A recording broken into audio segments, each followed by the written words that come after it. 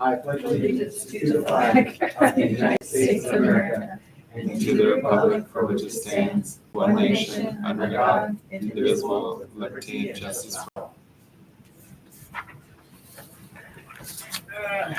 Madam Clerk, you'll take roll call. Please. Trustee Baldazo. Here. Trustee Campbell. Here. Trustee Cleland.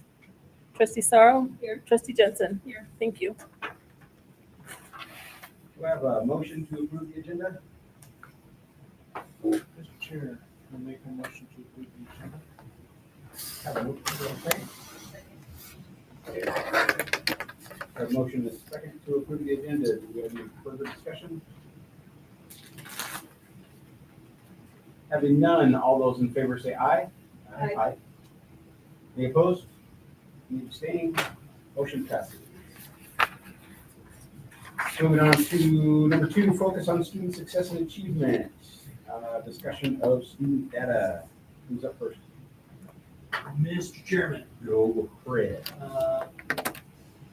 board members, earlier this summer, John and I had an opportunity to go to an ISBA leadership workshop. And one of the things that came out of that in our talking with each other and focusing on that is we wanted to put an agenda item at the top of our agenda before we do any other business to kind of take a look at how students are doing in NOAS. So, looking specifically at quantitative data that shows how our students are doing academically, behaviorally, and other indicators. And so today, really, the goal is to get a sense from the board, what information do you want updated on a routine, regular basis? In addition to, we have kind of our standard, we talk about our reading scores at this time of the year. This also goes back to the ISBA convention last November too, when we were talking about some of these things. But as Jen and I have been talking about, how do we build a data dashboard for you? What are some things that are important to the board that you can get an update on kind of student achievement, well-being in the district? So, Reading and math. Of course, I would say that. Those are the two, I would like to see what's going on with those two. Goes a lot. Reading especially, because I'm getting, for myself, I get kids that can read at the junior level, and for me, that's alarming. So from elementary, I want to see how they're doing it. And I think month-to-month basis is kind of hard to get, because I know for SPED, we say 6-week data. So every other month, I just think that monthly would be, maybe we could do something different every other month. Some kind of different, maybe reading once, math once, or something like that. But you need a good at least 6 weeks of data to see if you need to change what you're teaching or not. I know from my perspective, I would like to see at least at the end of the first semester and then throughout the second semester how the seniors are doing.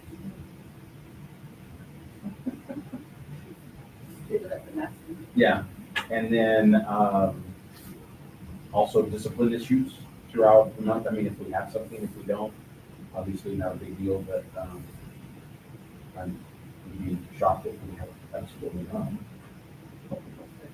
That's plastic.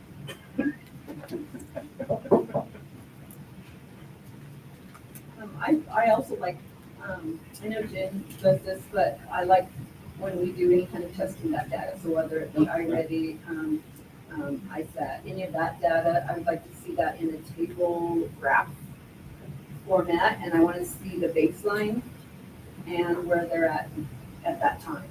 So where we started at the beginning of the year and to whatever data was, or whatever place they're checking. I really feel this. so you want an SLP referral? No SLDs, please. They're more paperwork. One of the things that came up was maybe,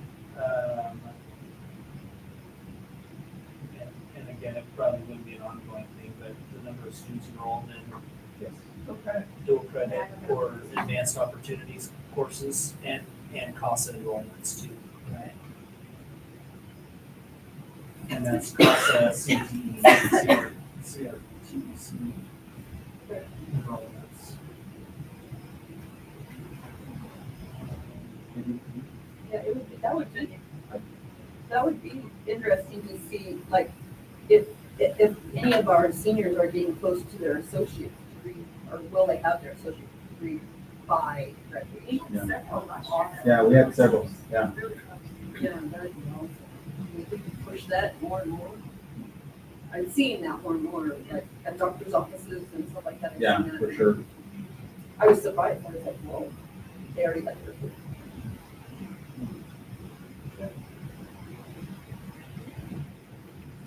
If at any point during the year you want specific data on something else, you know, if you take something, you know, and you're just curious, how many of these do we have? Right, let us know. You know, one of the things that I talked about last year is that there's always a story, and data is part of what tells that story. So how do we look at the qualitative along with the quantitative? You know, some of those types of things. You know, a good example of that is I've got a student who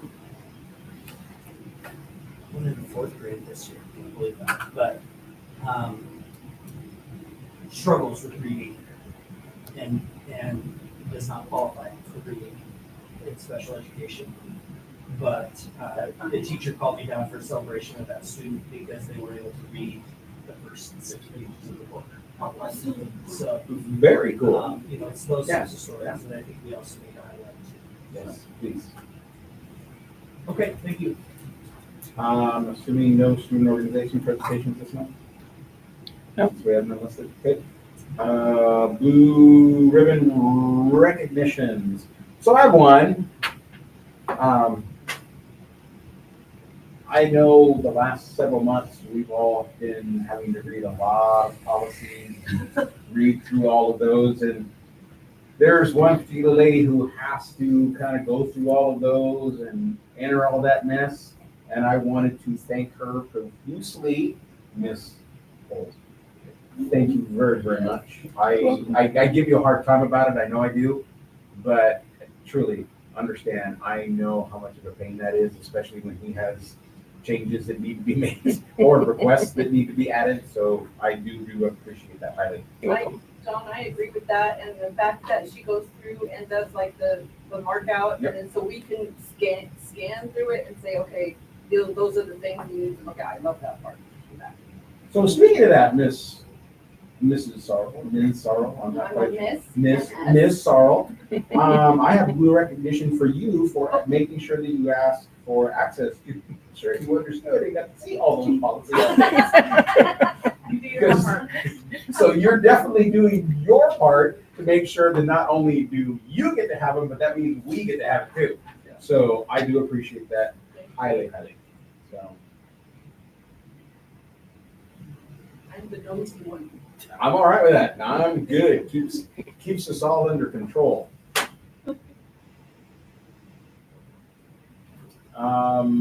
Any others from anyone else? I have one for the FFA alumni. They were running the kids through, they're showing their like well-oiled machine. They have one of those little big whips. No, We have shows. I think they wanted to, but there's too many people around. But yeah, that's mine. No cattle prods, right? We're talking gentle, right? That's a feat Now right they there. love it. Oh, There even were better. some firm words that I will say that. But I think they were their kids. Oh, okay, that's always good. Yeah, that's fine. Awesome. Anyone else? Okay, we will move on to public participation. Obviously, we have no one here from the NEA. Madam Clerk, do we have anyone? No one has signed in. No one signed in to speak? Awesome. We'll move on. We need to go into executive session. Mr. Chairman. Yes, sir. Before we move to that, I should have got this earlier. I'd like to ask the board to shift one item earlier in the meeting. New business item 10F, consider approval of transportation route zones for policy 8120. We have Marie Herman here from Brown Bus, and I'd like to honor her time and her schedule as well. And take care of that action item so we can release her back to her family. Have a request a motion for that, or? Probably. Can I request a motion to move item 10F up to Mr. Chair, To current meeting. current meeting? Mr. Chair, I move that we move 10F on our current agenda up to number 6 on our agenda. Have a motion, do I have a second? Second. Have a motion and then a second, do we have any further discussion? Having none, all those in favor say aye. Aye. Any opposed? Any abstain? Motion passes. That being said, Mr. Chairman, Yes, ma'am, or sir, sorry. I'd like to introduce Marie Herman from Brown Bus. Marie is our area supervisor, who helps profusely with our transportation contract. She organizes all of our daily routes, all of our shuttle routes, all of our field trips, all of our sports trips. And we're not the only people that she takes care of in that capacity either. So, Marie, is there anything you want or need to say about the information? No, just in the binder is the things for approval, which is the safety zone, the mile and a half from school for safety busing. And then the routes that we're starting with are in there for approval. As we know, over the course of the next 4 days, I've already added more in today. Those are gonna change, but still running 2 buses, one pretty much the north side 2026, the other one from the south side 2026. We do have a driver ready for the Parma run when it starts and for the PLC when it starts. So far, I appreciate everybody's help getting me the student forms, so I can make sure yes or no, they need busing and get going. So it's been crazy a couple days, but I think we survived day 1. Always a plus. All the kids made it home tonight. Okay, Hey, that's good. That's really good. So there are no changes to our safety zone. So again, we designed our safety zone a couple of years ago, specific that the houses immediate kitty corner to the campus here are the only allowable walk zones. So anything you down here at the corner of Conway and Purple Sage, that's the bus zone that boundary there. So no changes to that. As you said, we have a lot of addresses that are listed on ours, and so we were very cautious about not putting them out in public. Yeah.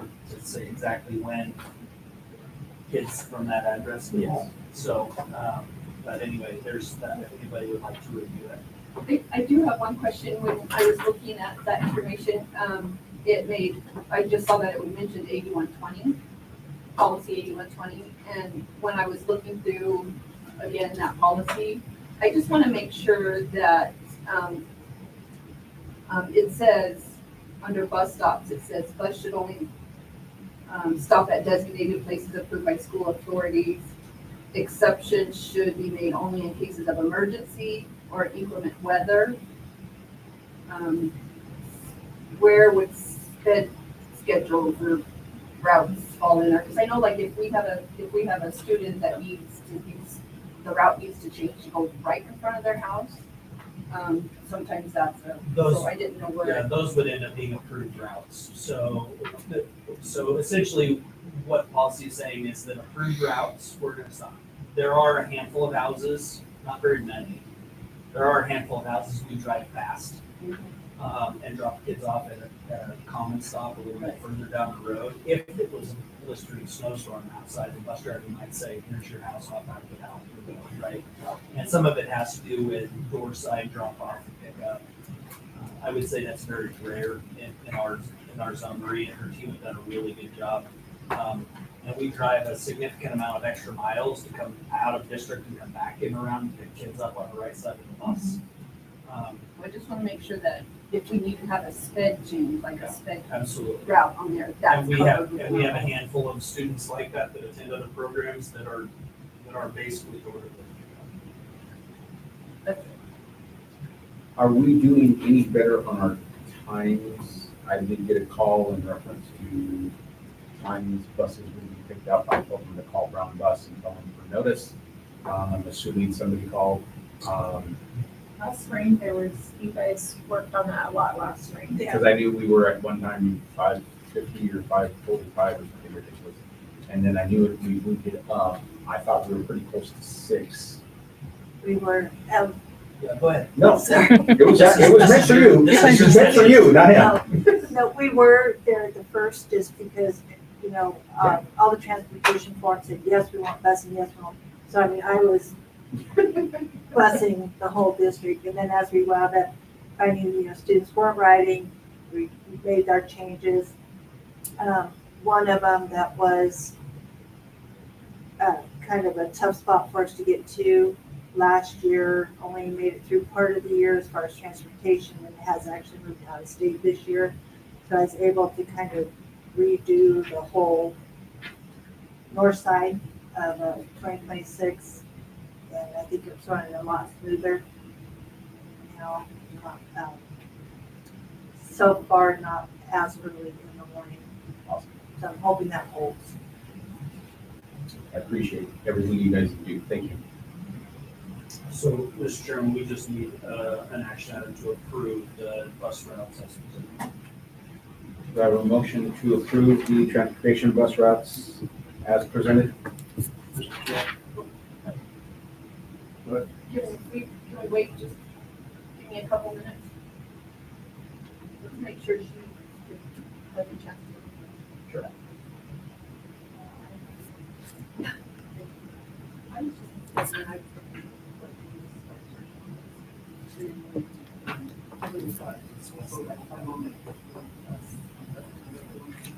Wesley? Is Wesley driving? No, you have a husband and wife team. They're pastors in Wilder. They've been with me for several years. That one for the day, but the kids, some of the kids were pretty bummed that Wesley wasn't here today. Yeah, So I work at Ridgeview High School. I teach driver's ed, so I see the afternoon sped buses parked up front. I was BS with them on the way. And so Wesley's the only one anybody knew that was over here. It's like, yeah. you guys have what? And I'm like, okay, I don't know who he is. I've never seen the guy. Oh, you can't miss him. I'm like, yeah, I can't because I'm not there early in the morning. I'm not there at the end of the day. Yeah. So, He was Yeah. a character. yeah, the kids, everything I heard, everybody seemed to like him. I heard about him from other kids and families. I knew the bus drivers over there just thought the world of him. So.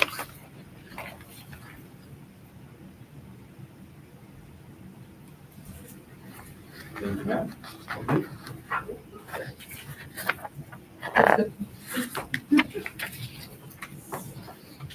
With that being said, Yes, sir. I'll make a motion to approve the bus route. A motion to approve the bus routes as presented. Do I have a second? I second that motion. A motion and a second. Do we have any further discussion?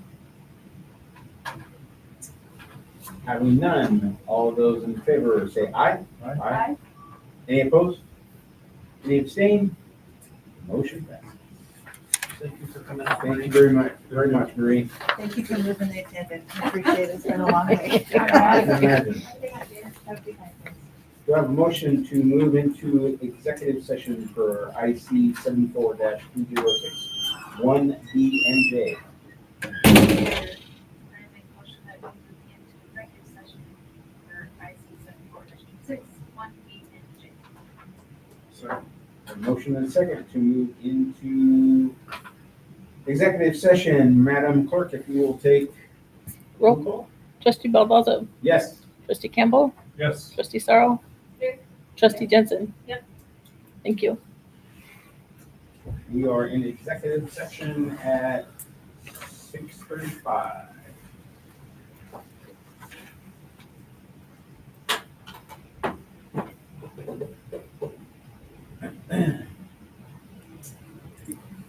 So part of the reason that we're in executive session is for the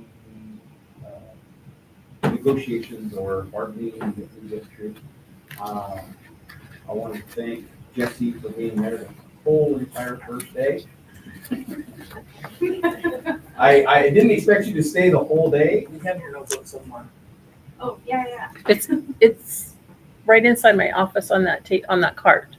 But I do want to thank you for your willingness to stay the whole day.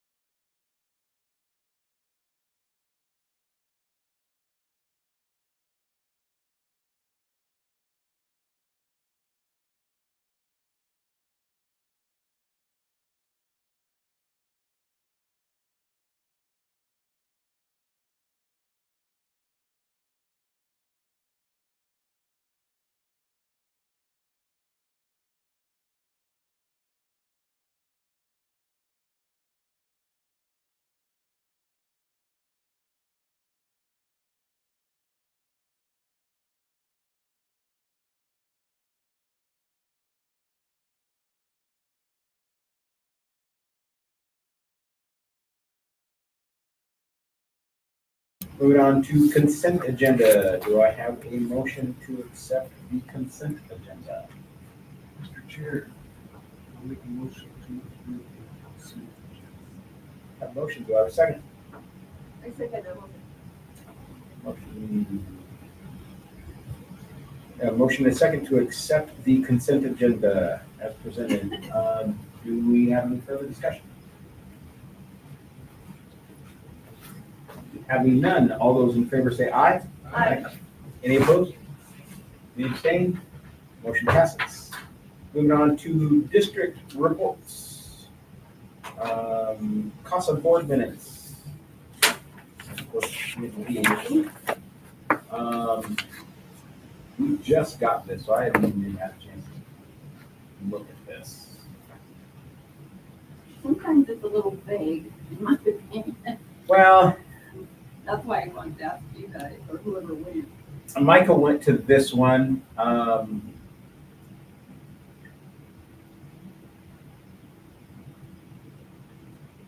Have you brought up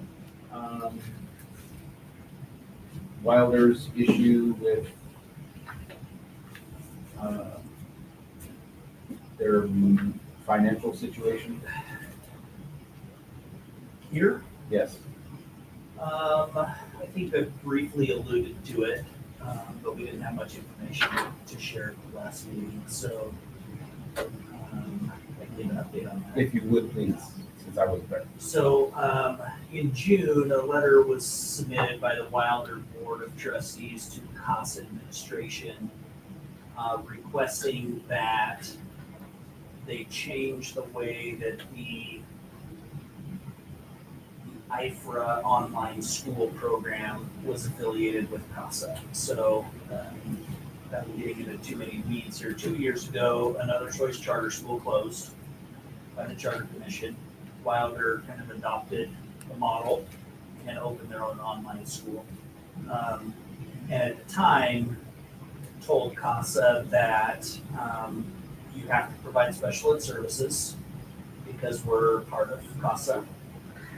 But we recognize that it's May and we've got to have budgets, so the Wilder School District said that they would pay 100% of the cost until such a time that a 5-year average can be folded into kind of the operating way that CASA normally operates. They had identified in working on some of their budgeting that due to the fact that online schools are calculated different on how they factor how many teachers get paid for by the state, that they either needed to hire another teacher, or if they claim their own teachers separate from CASA, that they would be able to, they were losing $200,000 approximately by doing it the way that CASA does on this stuff. It's been this back and forth.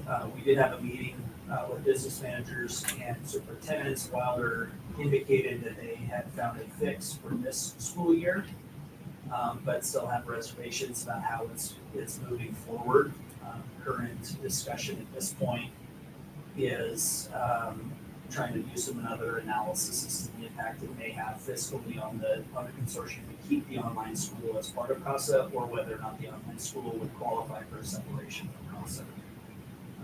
So nothing has been changed in that sense. They are essentially asking for their online school to just not be part of CASA. Their district brick and mortar school would still be considered part of CASA, but their online school would not be. And when Marcy was considering leaving part of CASA from special ed and not CTE, the legal opinion at that time had been you can't leave in part. So that's still kind of an outstanding question, whether or not the online school can leave because it's allowed their district school. So there's still some question marks, but the immediacy of the issue was originally thought that maybe there was some discussions being taken place at the State Department level because of this that could negatively impact all CASA consortium schools. I'm still not sure that isn't the case. So there's some discussion about how to engage with the special ed department at the State Department. around solutions that we could work on that wouldn't completely unravel CASA. Because CASA has existed for over 50 plus years, and the IC program that the state uses to collect all of the data from districts doesn't like how CASA is set up, so they have to kind of hand enter everything. So nobody likes it, which was one of the reasons why Wilder was saying we needed to fix it. And our response was, well, nobody's ever liked it, but they've always worked it. You don't need to undo it. Because, so I think there's still going to be some discussions. It was. Yeah, I think my first thought was what's the ramifications for those, like, are we gonna have to pay more? Is that money, like, going back in and redivide it 4 ways now instead of? That was potentially part of it. And Micah and I were both pretty upset, especially because Micah had kind of foresaw this. As when I was the special ed director, Yeah, I foresaw exactly this issue. Yeah, and so he foresaw this years and years ago, and nobody did anything. Now they're actually asking for exactly what I told them they should have done 2 years ago. 3 years ago, whatever it was. So, but, so we'll just continue that issue. Can they, can Wilder pull out altogether? Yeah, and there's an ability for a district to pull out completely. The pending legal question seems to be, can we leave in part? And we want to pick and choose what we get. Which is what we had, Marcy was trying to do. And I mean, I know you can leave, other districts have left in the past. And Oh, yeah. I think there is, nobody will say, there has not been a vote, but I think there's consensus that the districts view the online school of Wilder different than the district schools, right? And so it'll be interesting as we go. There are some hangups as to if they were to do that, how do we separate out their IDEA federal funds? Because right now that's a lump sum from the feds that comes to CASA, not to, and then there was some discussion about they wanted to be out of CASA, but still have CASA be the supervisor of their special ed program. But I got the indication that they might just want nothing to do with CASA for the online school, which is if it's a cleaner cut than it had been previously. I think there's a path forward for the online school that's a little different than what Marcy would ask for. But it would require an updated legal interpretation. I was wondering if, like, in this online school, are they able to provide special education services within that online? They do. And so are those teachers like ours, and they're employed by CASA? Currently, yes. So all of that would have to change. And they're hired by CASA at CASA's rate of pay. But then the first year, or maybe the first and second year, Wilder actually paid them an additional stipend for doing the online work because they were making more at their other school than coming here. So working the online school actually got them more money than the teaching rate would bring them under for CASA.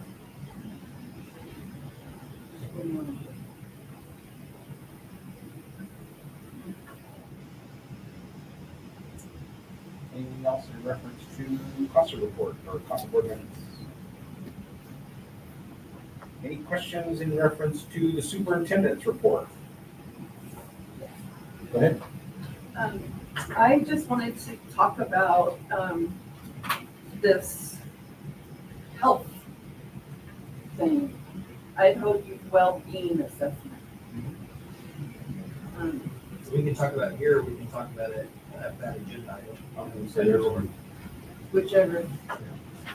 I just wanted to, what is it? What are we doing? What's the purpose? Yeah, let's save that for the new business action item, and I'd be happy to go.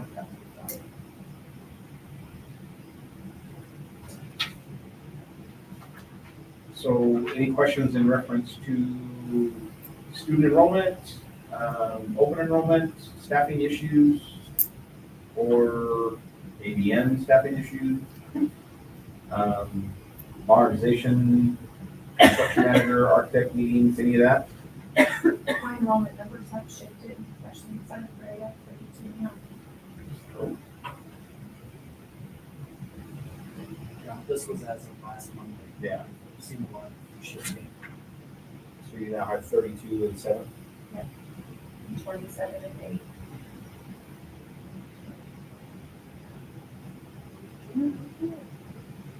I like that. One month. Yeah, that's what I was thinking when she said, That's what I keep doing. Oh, I lost some families that knew that. If there's no questions, we will move on to item 8, old business. 9, old business. Thank you. Vincent. Jen, would you pull up from the drive, staff handbook?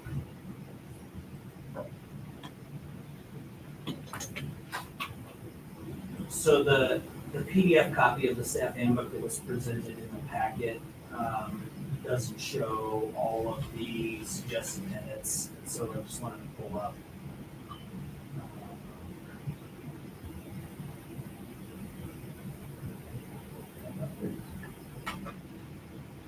So just to show like web page 4 or 5. So, yeah, so for example, here, anywhere on the side where it says Mike Ramus, it says add, those are recommendations for edits that didn't make it into the PDF version. So there's, we just cleaned it up copy-wise, for updated staffing and board membership. That section there that was all redlined is kind of the informal calendar. We have those calendars already approved. And if we take them out of the handbook, then we don't have to go back and edit that 2 pages every year. So just really working to try and streamline this so that it's a document that's a little easier to manage from year over year. But I just wanted to show that some of the previously identified things that didn't get fixed in the copy that was presented in the board packet have been remedied in the edited version that we're working on in the office. With that, I'd ask them specifically, now that we adopt the handbook for 2024.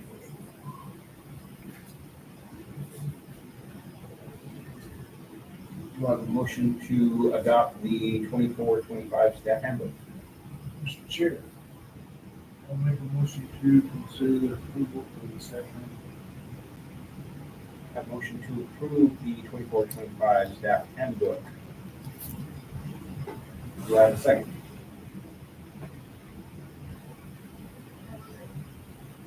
Do I have a second? Do we have any further discussion? I just want to make sure any of the stuff in the NEA negotiations we needed to fix. It's been reflected. There were no substantive changes based on negotiations in this year's handbook. All of the leads had been previously dealt with last year.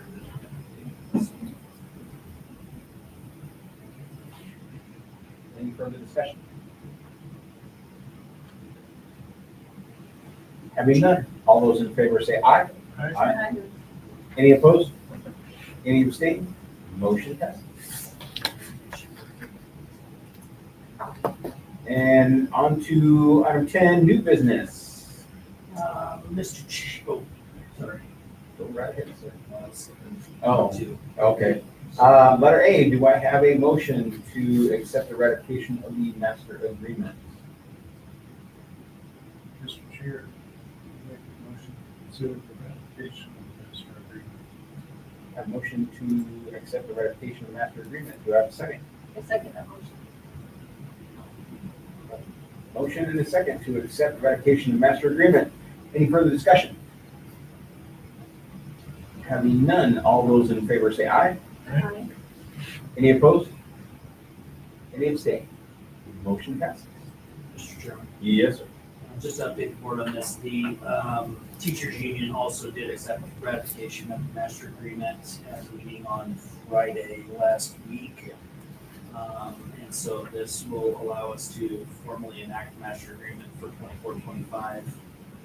It is our goal at the district office level to reissue updated contracts by the end of this week, Monday at the latest, in order to process that. So we'll be sending notification to staff of your decision here tonight and next steps.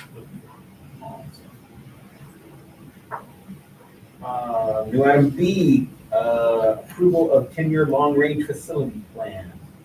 Any further info on that, sir? Just some context. So there are two files attached, the district view replacement schedule and the 10-year long-range facility plan. So 2 years ago, Dr. Boucher presented the district, it might have actually been 2.5 years ago, because I was the superintendent, with an updated 10-year plan. This is taking the requirements set forth by House Bill 521 and looking at what our new 10-year long-range plan would look like. It's taking the modernization funds, which as a district we're anticipating $1.2 million, as well as some of our additional plant facilities money, and anticipating where we will need to spend it in the next 10 years, on which campus, and which area of that, broken down by the categories here. If you look at the district view replacement schedule document, the State Department, part of this plan, they worked with the developer to, based on our ratings of buildings and based on the replacement value, which right now they use $575 per square foot as an average replacement value in our area. When I met with our construction management firm and just asked them for a ballpark, he told me they were about 500 a square foot right now. So this is what, according to the rating that we give our buildings over the next 20 years, we're looking at $48 million of deferred maintenance costs. So even if you take away the 12 there, we're at $36 million over the next 10 years. Well, say 0 to 5 and 6 to 10, that's 5 plus 6, that's almost $17 million, right, in the next 10 years. We get 1.2 million. And so that's where we're like, we have to prioritize what we spend, where we spend it. Yeah. But part of the intention, we've been told, is that they're taking these numbers and building a comprehensive look to take to the state legislature this next year. We're talking seriously about facilities and the health of facilities in the state of Idaho. These are the actual numbers. So yes, you gave us this money that we can now bond out and give back in facilities, but it's, 1.2 million on $17 million. Yeah. So it's about a 15 to 1 shortfall for that. And so I don't know where and how that will go in the upcoming legislative session, if that's their intention of building this model, so they can provide actual models to legislators when they look at school funding for facilities. So we tonight have to approve the 10-year plan so that I can submit it to the State Department. And then the next following action item is to consider requesting the money in a lump sum in order for us to begin work on scheduling out when we will receive that money and when we can spend that money. So that's the items for the next 2 action items. So was it the building committee that said where this money needs to go? I took kind of the estimate and sent the plan to the building and facilities committee, and got everybody was okay with this plan. Again, submitting the 10-year plan doesn't lock us into we have to spend it there in that year.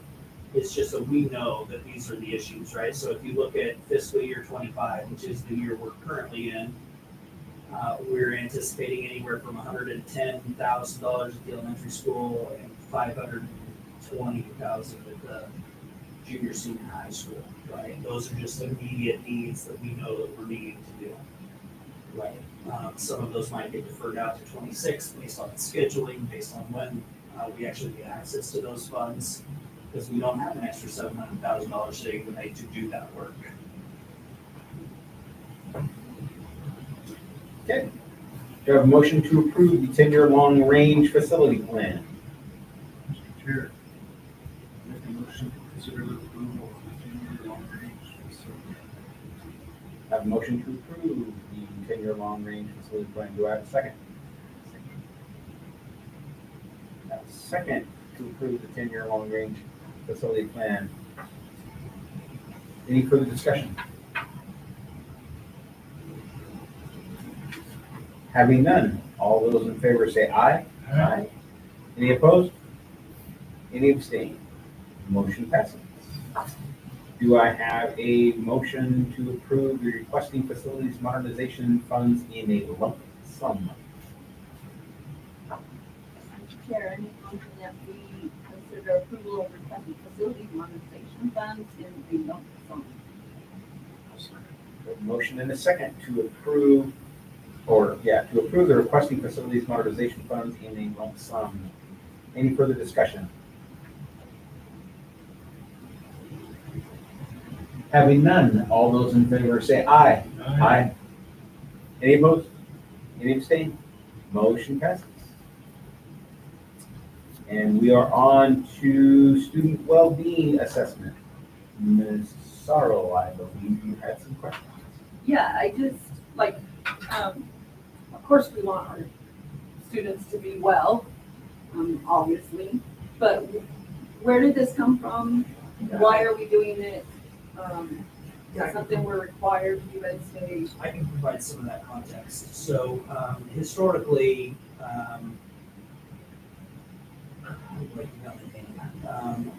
junior, senior high school students in the state of Idaho took place at the Idaho Youth at Risk Survey. It's been a long-term, ongoing longitudinal study, specifically looking at kind of health and wellness and mental health of our students. That process in recent years has come under a lot of fire from the state legislation on asking specifics around sex, sexual orientation, gender identity, some of those types of things. And so one of the things that has come out of the work of the legislature is that now anytime we give a survey to students, that it has to be a parent opt-in, not an opt-out. Right? This work is part of a research study that has the support of the State Department, and they're planning on taking the draft documents that you have through the legislation next year.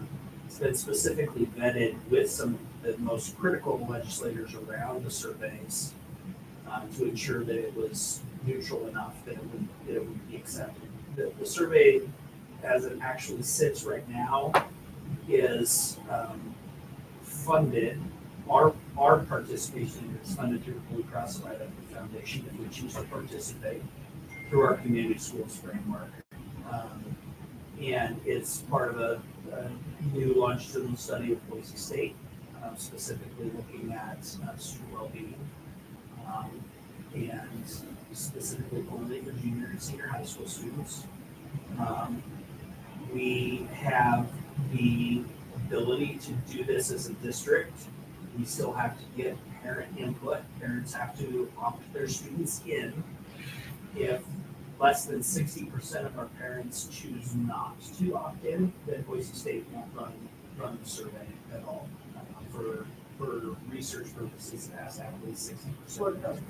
For notice, have to have at least 60% participation to move forward with that. Other schools that participate in the community school framework have been using this. Marsing has done this exact survey for the last 3 years as part of their ongoing work with community schools. So we were specifically asked by the Blue Cross Spiderweb Foundation to consider doing this within Novus, within our framework, connected to our community schools work. And again, I think it's coming at the state level, the request, it's not required. But our partner who's considerable amount of money has been put our way through our community schools framework and our PBIS Foundation and some of those types of things, and they're asking for our participation in this as well. As a leadership team, as I've reviewed it, and Jen's reviewed it as well, we feel that the questions and how they're asked are not contrary to the beliefs of our families and the parents in our district. That would be controversial in any way, shape, or form. However, parents do still have the right to opt in or not to participation. So we've also been told that if there are any questions specifically in the proposed, and I included the proposed questions, if there are any questions that our board specifically feel are too controversial or not any information that we want to tiptoe around with our constituents, that we can edit those off of the page as well. So just bringing that for consideration with our recommendation that we do participate in this, at least attempt to gather enough parent support to participate in this in order to best support our students through our community schools framework. Okay, trustee Jensen. Have you read some of these questions? Have you? I did not, I got it before we started. I just would like, I would like to know, as, because I've been a parent. Yep. I've been a parent of a student here, and so I'm wondering, like, some of the questions more towards the back are the ones that I was looking at. How our parents that are also trustees, what are their thoughts? I think just for a second. I think what I've appreciated just listening to Superintendent Stewart and Marsing, he's taken his information and has really worked with his student leadership group and his sources of strength team and his teachers on like, ooh, we've got this little dip in some data, or look at the survey, or this is how students are feeling. And I think he's really done some work over the last 2 years to try to make that more of a positive culture. So that's, I mean, yes, there are some questions that I'm like, I don't know. But I think it's important to know that about some of our students because they are struggling. And fortunately now we do have a partnership with Middleton Counseling that will be here on site, hopefully 2 days a week. Because we also don't have parents like that's in our board. Or, I mean, they're involved, but they just don't have those resources like some of the other kids do. So I understand the concerns as well, but.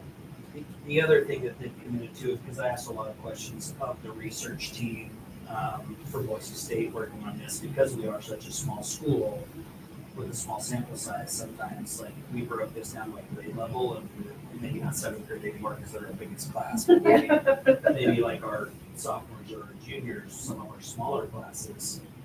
And you can very easily start to identify, well, these are the kids that say that they're drunk all the time, right? And so looking at it as a, we don't break it down into smaller aggregated chunks, and specifically looking at all of our students, this is what we have here.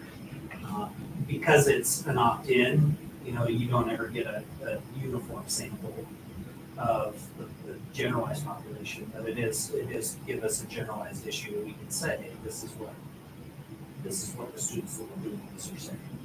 Well, I'm just thinking about the community, not only the kids, but I know we're pretty conservative here. And so like some of that, they don't want to even address, is what my thought was.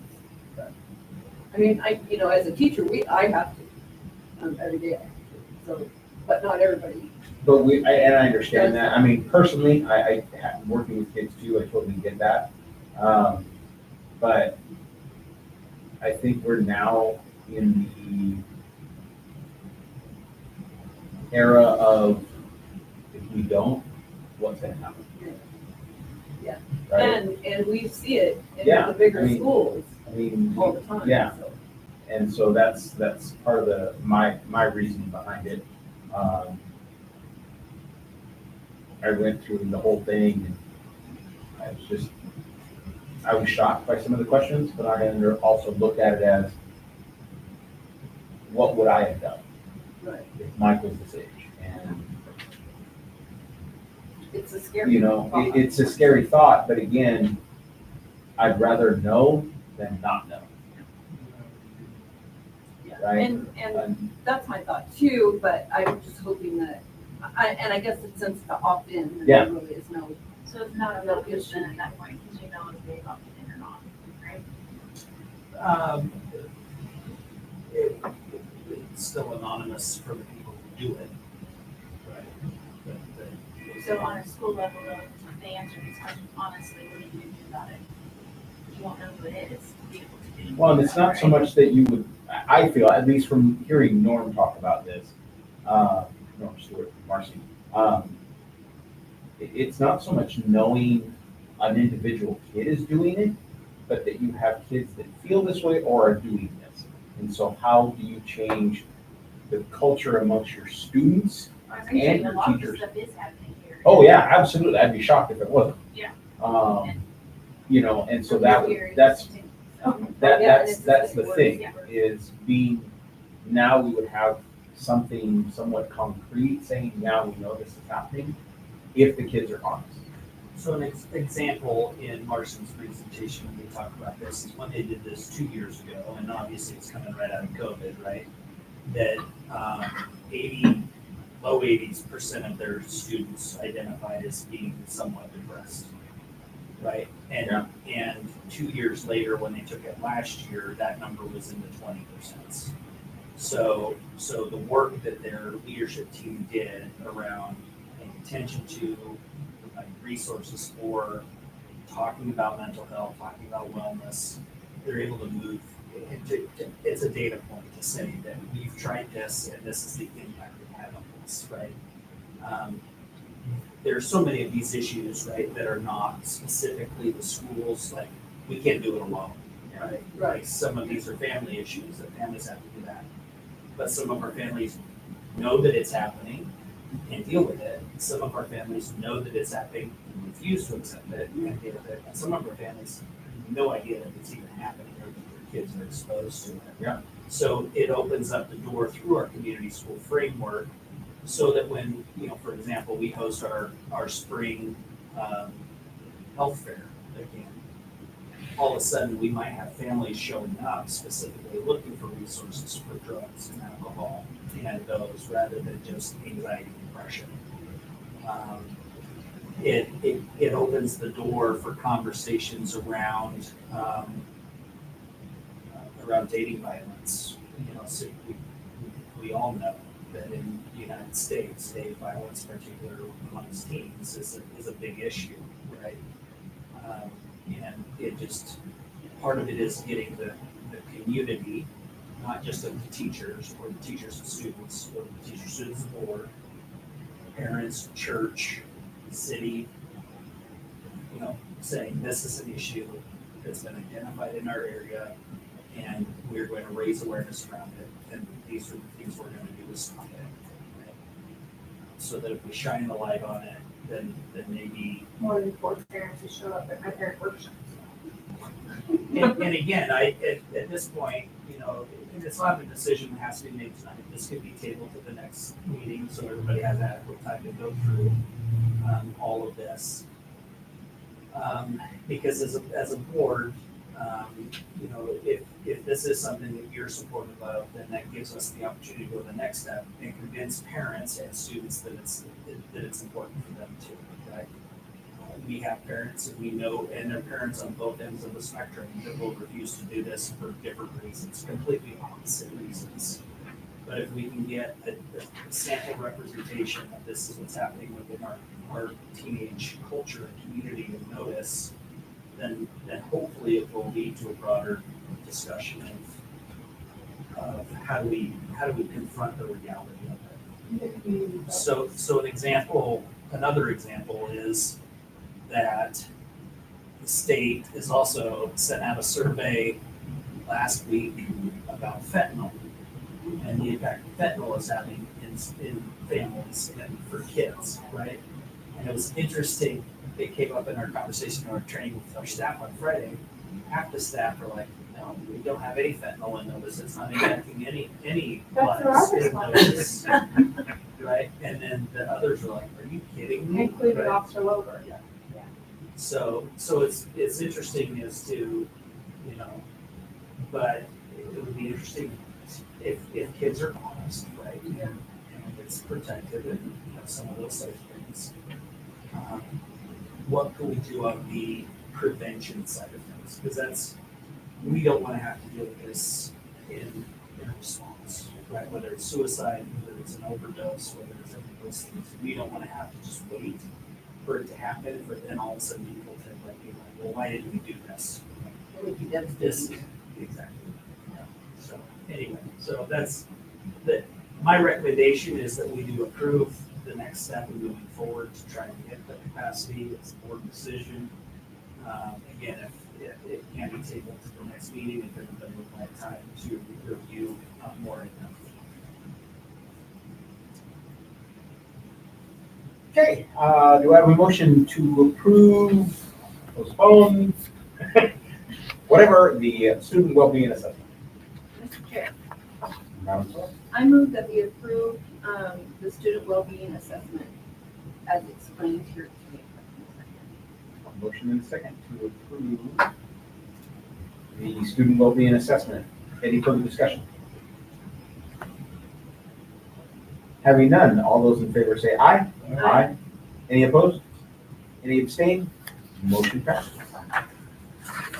And moving on to consider approval of August policy updates.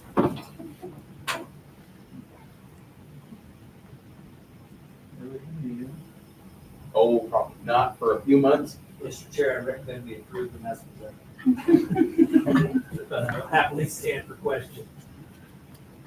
These are the most immediate need policies to be updated based on legislative changes and or district policy initiatives. So for example, the 2550 group, there's a significant number of them in that, is an update of our extended field trip policies to clearly identify rules and roles and expectations for staff regarding overnight and out-of-state field trips.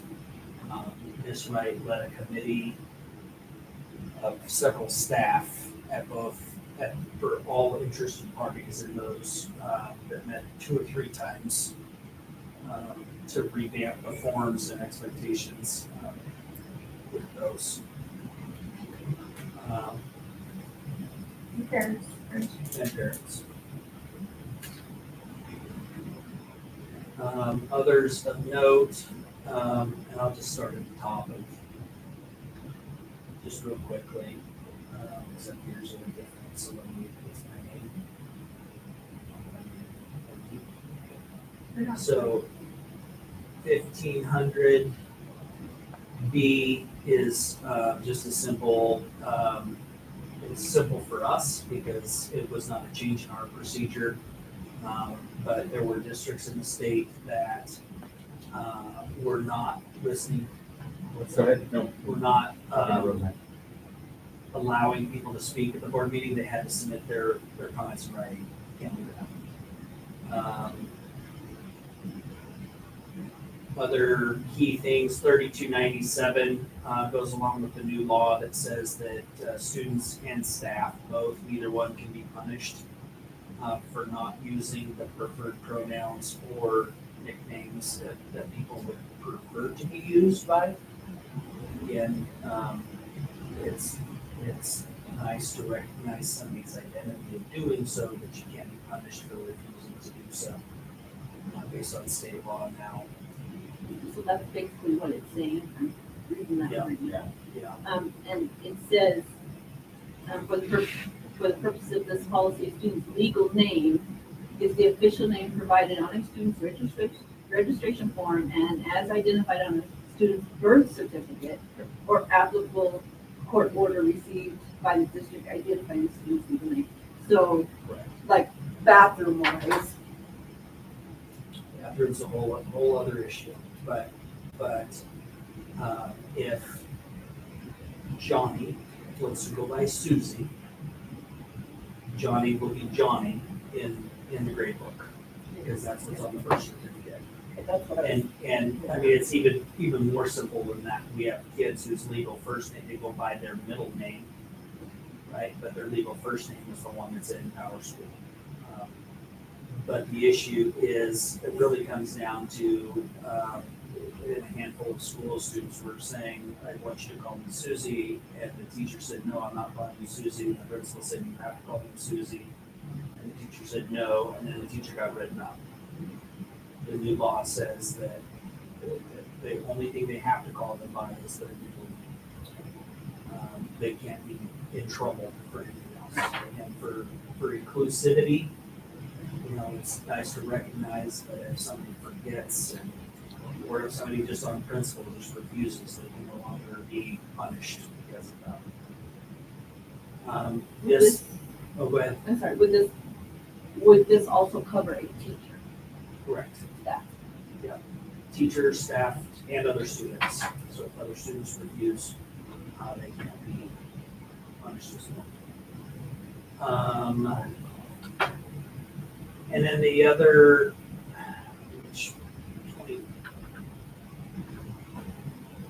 2530 and 2530 is specific around the library. So this is the policy that goes along with the new library bill, that we have to have a challenge committee in place. If anyone in the district were to challenge a book within the library,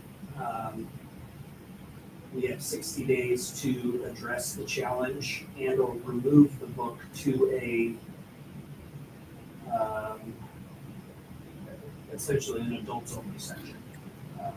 So if you paid attention to any of the news around public libraries, the legislation actually includes public and private libraries. So there's currently a lawsuit that's been filed on behalf of private school organizations and human citizens. We don't have an update on how that may impact everybody. We are not allowed to just withdraw the book from the library completely unless it goes through the challenge process. This is just a policy that's in place that tells us if somebody were to challenge, this is what we have to do and go through that process. We currently do not have a challenge committee.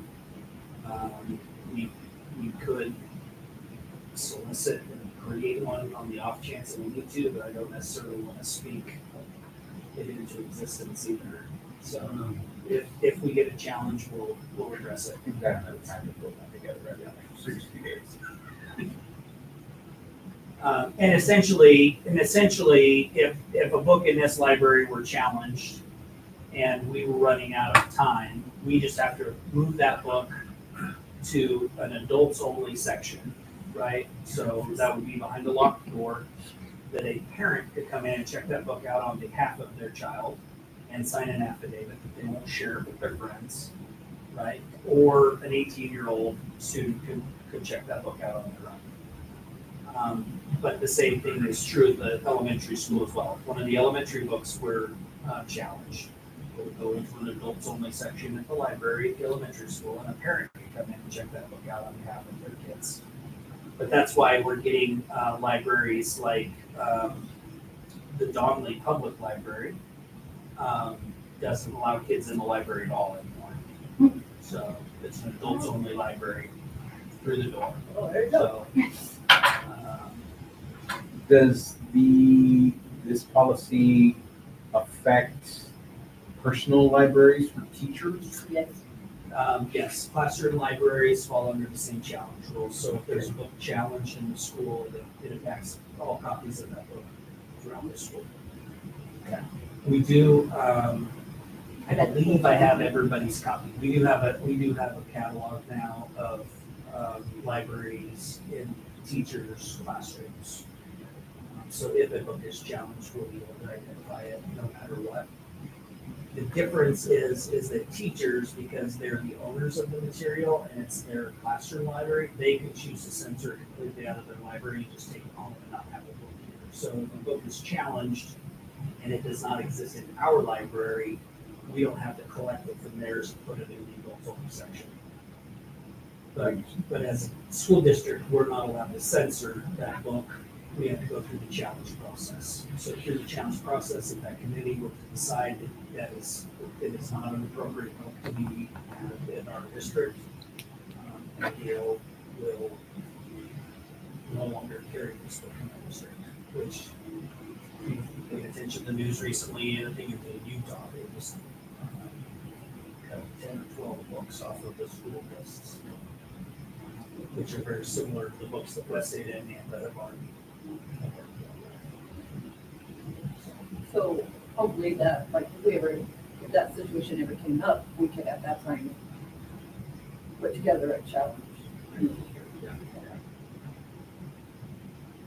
And part of that challenge process is that everybody on that committee has to read the book, right? So it might take more than 60 days for us to go through that, but we can put it somewhere that's restricted. West Ada, at this point, has moved all of their restricted books to a library at their district office.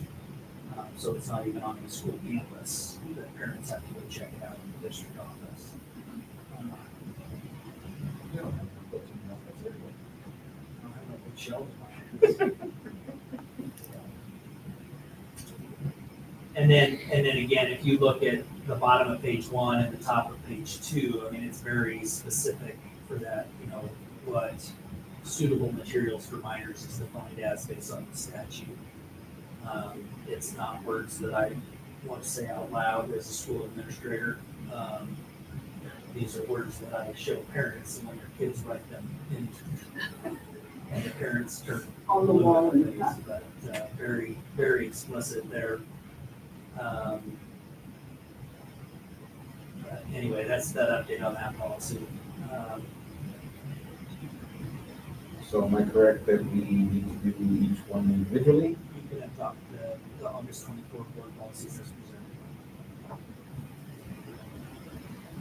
presented. Will you look at 4105? Yes. So again, this is in coordination with that previous one where it says that you have to provide an opportunity for them to speak, because other districts were not allowing them to speak at all. So this is the policy that we've gone around a couple of times with a couple of different board makeups around on the agenda or off the agenda. The recommendation is so that it's on the agenda. But other districts, in order to get away with that, we're just saying you can't speak in the board meeting, you just have to submit in writing something to the board. And the state law basically came out and said, no, you can't do that. They have to have the opportunity to speak in public on items on the agenda. So that's nothing new for us. Nothing new for us there. A few little things like it only applies to regular board meetings, not special board meetings, so you can choose not to have public participation in special board meetings. But at every regular board meeting, you have to provide public participation option. Mr. Chair, Madam Sorrell. I move that we approve the August 2024 policy updates. A motion and a second to approve the August 24 policy updates. Do we have any further discussion? Having none, all those in favor say aye. Aye. Any opposed? Any abstain? Motion passes. On to 10G. Consider approval of amended elementary lunch fees. Mr. Chairman. Go ahead. We made a boo-boo. So previously, we had asked the board to raise lunch fees from $2.50 to $2.60. We didn't charge $2.50, we charged $2.40. And so, the motion that the board had previously made needs to be countermanded by this. So we're just asking for amended elementary lunch fee of $2.50 put in place for the 24-25 school year. The junior senior high school amount is correct at $2.70.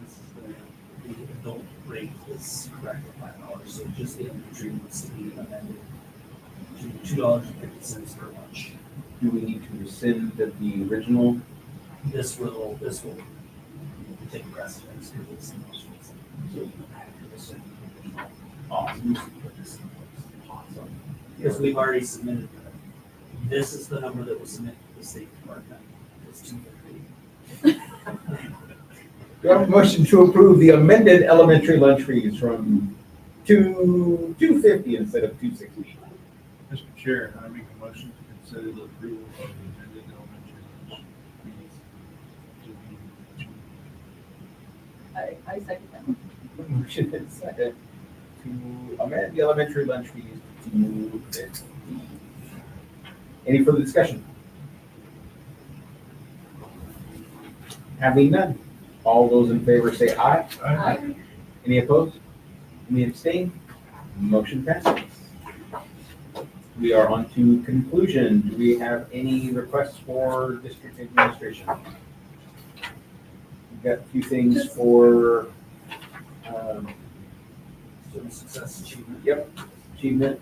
And I just wanted to make sure that I got a copy of that survey. Speaking of the survey, do we have any items that any of the board members would like to possibly have scheduled for future board meetings? Anything you'd like to discuss?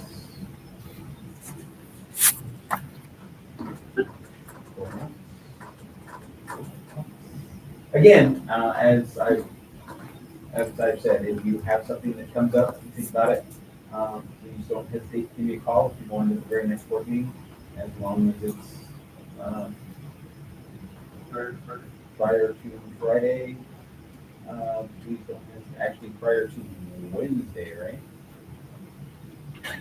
Monday, prior to Monday, the week before, the Monday before, please don't hesitate to give me a call, and I can help make that happen.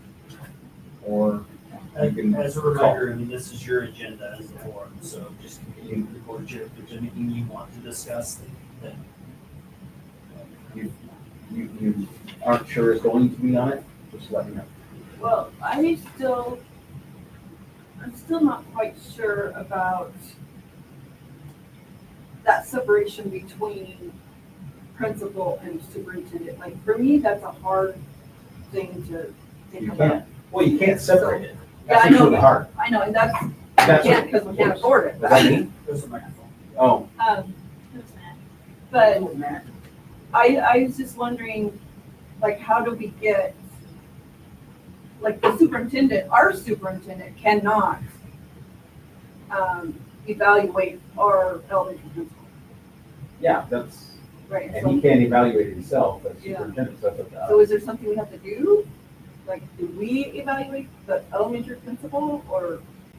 By evaluating me as a superintendent, you're making a professional evaluation of my role in totality.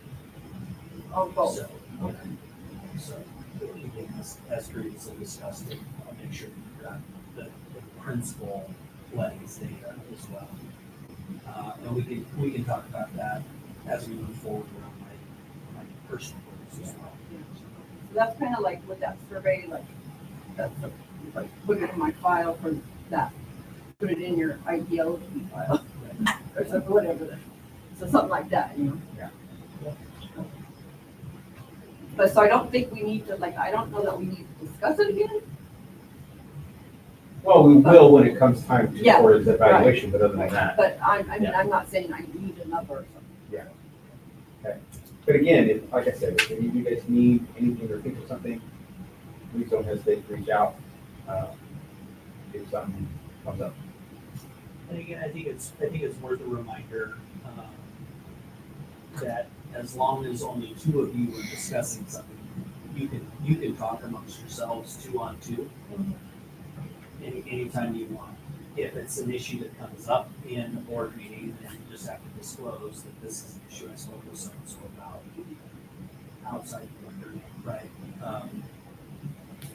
Because I know there's been some confusion historically, like you weren't allowed to talk to anybody outside. I know, it's like, this is me, like when I'm starting, like, oh my gosh, I get that, don't talk to me, don't talk to me.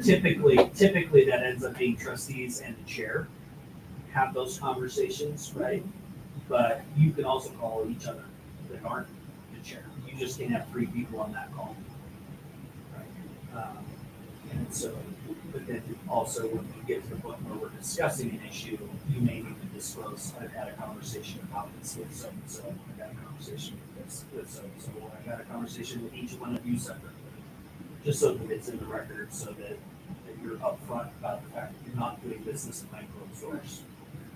But I don't want you guys to feel like you can't talk about anything. I just asked it right here. Like, have you read these questions? If we have nothing else, do I have a motion to adjourn? A motion to adjourn, do I have a second? Second. Any further discussion? All those in favor say aye. Aye. Any opposed, say the same. Motion passes. We are adjourned.